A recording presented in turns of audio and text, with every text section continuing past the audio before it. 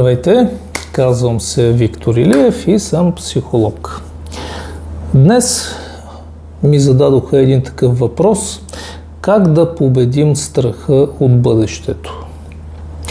Много общо зададен въпрос, естествено там беше в контекста на лична драма в клиента, но ако трябва концептуално да се отговори на този много важен въпрос, как да победим страха от нещо в бъдещето, или съответно как да победим тревожността, която ние теглим от бъдещето, много действен начин, способ, лайфхак е да си представим най-негативното развитие на тази ситуация.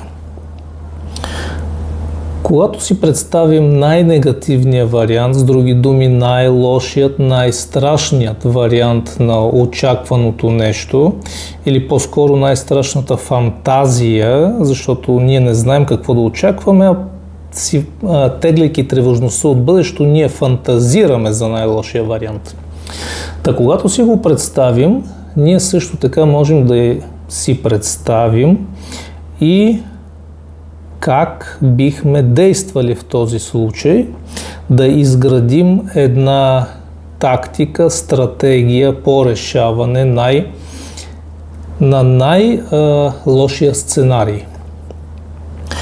Когато имаме готов план за действие в най-лошия случай, тревожността в настоящето пада, защото ние вече имаме изграден план за действие, имаме изграден стереотип, по който да минимизираме негативните последици и по този начин няма нужда да изпитваме страх, защото това вече ни е познато.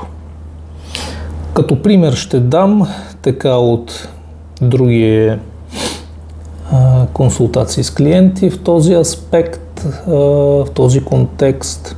Да кажем, бай Иван очаква да го съкратят на работа.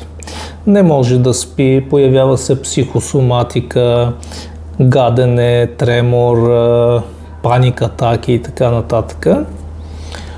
Защо? Защото той има едно много негативно очакване, но няма изграден план за действие.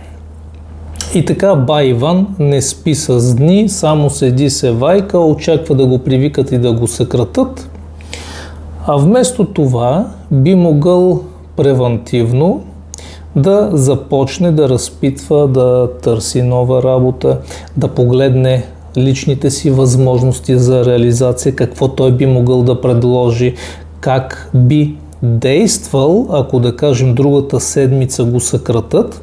И практиката показва, че много често хората в подобна ситуация и предприели подобен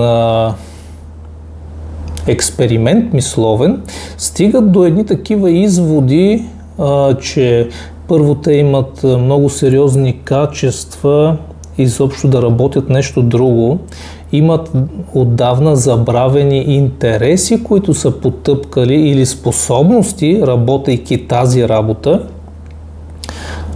Когато започнат да разглеждат обяви за работа, те не са го правили последните 10 години, виждат, че има много други възможности за реализация.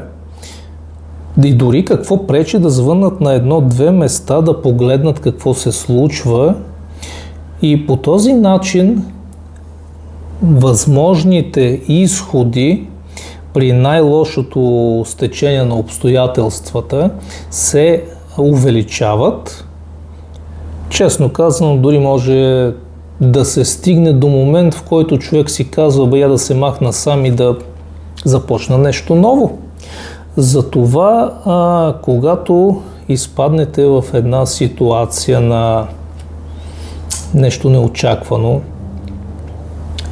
някакъв страх от бъдещето, елементарно вземете един лист, разпишете какъв е този страх, разпишете какво би се случило в най-лошия сценарий на това нещо и след това разпишете как бихте реагирали, какви изходи бихте могли да намерите, как бихте действали, къде бихте търсили, какво бихте предложили, кого може да потърсите за съвет, за възможност и така нататък.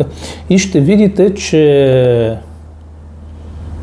големият страх в един момент се превръща в една възможност, а много често човек започва и да се смее, виждайки как е фатализирал и преекспонирал този страх. Пробвайте!